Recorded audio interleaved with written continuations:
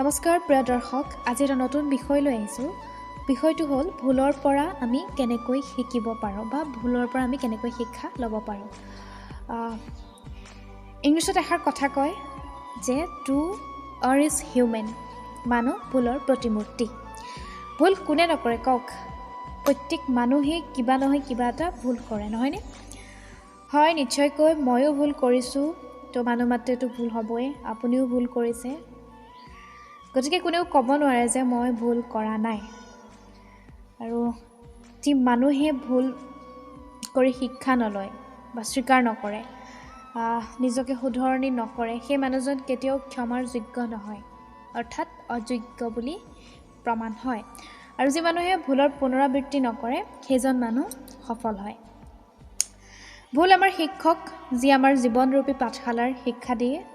আমাক শুধৰণি কৰাৰ কাৰণে কেতিয়াবা আমাক শাস্তিও দিয়ে। ভুলৰ পৰাই যে আমি শিকিব লাগিব তাৰ কোনো কথা নাই। আনৰ ভুলৰ পৰাও আমি যিকোনো শিক্ষা বা যিকোনো কথা আমি শিকিব পাৰোঁ।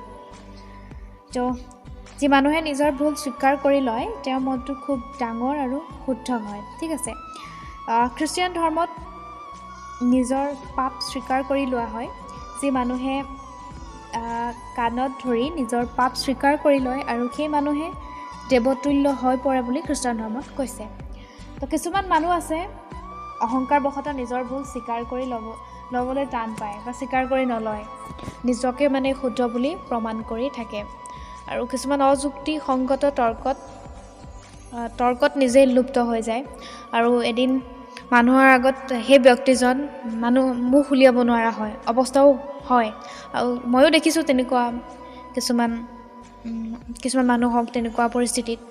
তো এনে কিছুমান মানুহে আছে যিখিনি নিজৰ ভুল লুকুৱাই ৰখাৰ চেষ্টা কৰে আৰু ইয়াৰ ফলত মিছাৰ আশ্ৰয় ল'ব চেষ্টা কৰে। আৰু ইয়াৰ ফলত কি হয়, মানুহজন অপমানিত হয়, বদনামী হয় আৰু তেনেকুৱা হয়। আৰু ভুল কৰোঁতে আমাৰ যেতিয়া